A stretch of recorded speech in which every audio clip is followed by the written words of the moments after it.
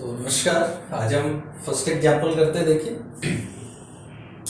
तो एग्जाम्पल है, एक कण किसी चक्रज के चाप पर ऐसे चलता है कि इस पर स्पर्श रेखा अचर वेग से घूमती है। सिद्ध करो कि गतिमान कण का त्वरण परिमाण में अचर रहता है।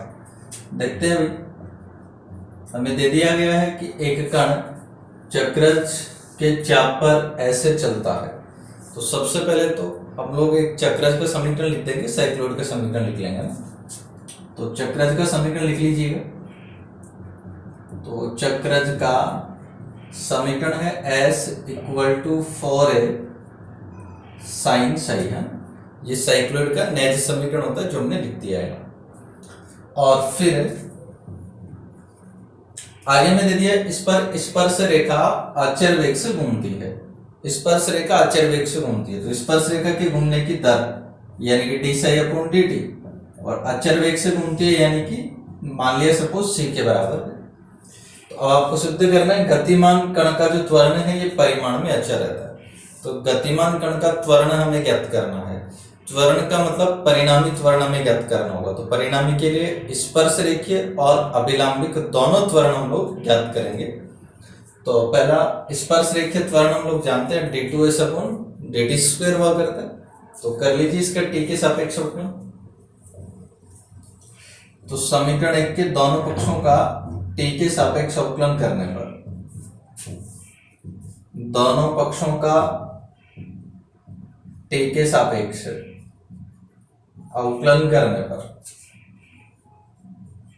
समीकरण 1 के दोनों पक्षों का t के सापेक्ष अवकलन करने पर, देखिए भाई t के सापेक्ष जब अवकलन करेंगे तो क्या बनेगा, ds/dt = 4A अचर है, साइन साई का अवकलन हो जाएगा कोस साई d/dt, और d/dt आप देख सकते हैं c के बराबर है। तो इसको आपने लिख दिया 4A, d/dt को हमने लिख दिया है c cos साई, और जो ds/dt है इसको अपन v भी लिख सकते हैं। एक बार इसका फिर से t के सापेक्ष अवकलन कर लीजिए। अब t के सापेक्ष अवकलन कर लेंगे तो d2s/dt² इक्वल टू, अब के बाद 4ac अचर हो जाएगा, cos साई का अवकलन हो जाएगा माइनस साइन साई d/dt। अब फिर से इसमें d/dt का वैल्यू पुट कर दो c, तो d2s/dt²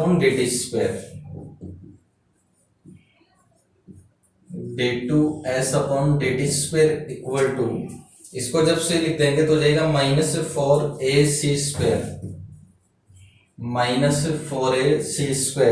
साइन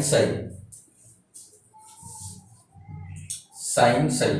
ये हमने d2s/dt² याद कर लिया अभी। तो एक तो स्पर्श रेखीय त्वरण ही आपके पास में आ गया। अभिलंबित त्वरण अपने को देखना है तो उसके लिए v और ρ की आवश्यकता होती है। हमें v तो हम ज्ञात कर चुके हैं पहले से, ρ और ज्ञात करेंगे यानी वक्रता त्रिज्या।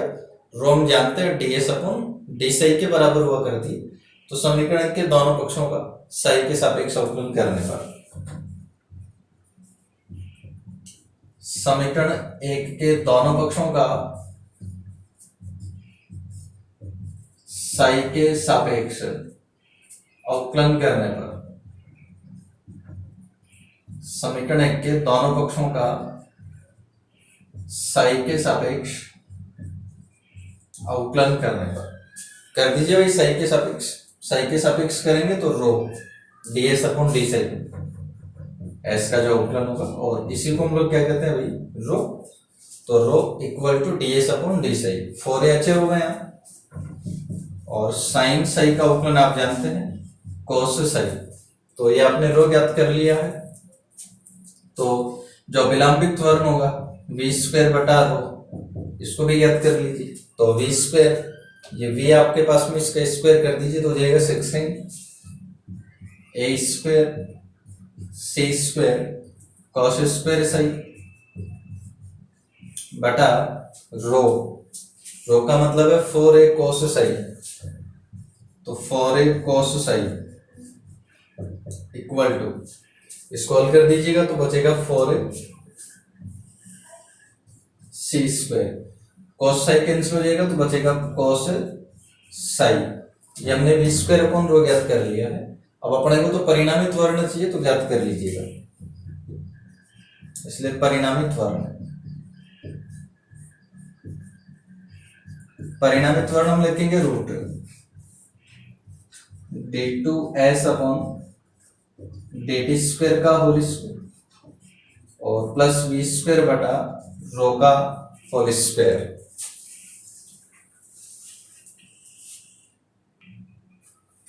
तो देखिए परिणामी त्वरण ये होता है d2s अपॉन dt स्क्वायर का whole square plus v square बटा रो का होल स्क्वायर। अब इसमें वैल्यू पुट कर दीजिए तो ये आ जाएगा root d2s upon dt square का होल स्क्वायर, इसको लिखिएगा तो ये आ गया 16 a स्क्वायर c की पावर 4 साइन स्क्वायर सही plus v square upon rho का होल स्क्वायर, तो इसको भी लिख दीजिएगा 16 a स्क्वायर c की पावर 4 कॉस स्क्वायर सही इक्वल टू, अब देखिए दोनों में से 16 a स्क्वायर c की पावर 4 कॉमन आ जाएगा तो वर्गमूल हो जाएगा 4 a c स्क्वायर और रूट साइन स्क्वायर सही प्लस कॉस स्क्वायर सही आपके पास में जाएगा 1। इसको आप देख सकते हैं 4a c स्क्वायर एक अचर राशि है और यही हमें सिद्ध करना था कि गतिमान कण का जो त्वरण है ये परिमाण में अचर रहता, ठीक है।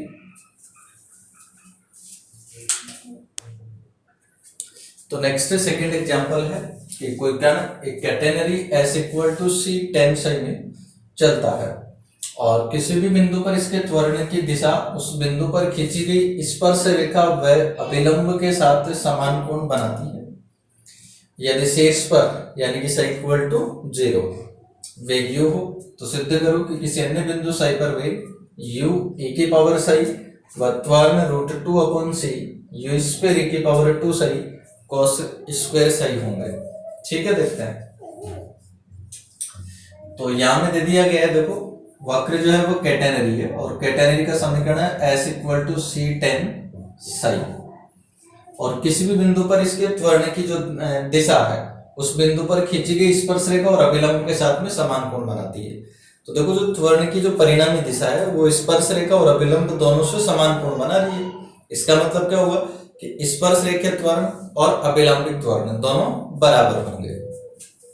तो स्पर्श रेखा त्वरण और अभिलंबिक त्वरण दोनों बराबर होंगे। स्पर्श रेखा त्वरण बराबर होगा अभिलंबिक त्वरण के,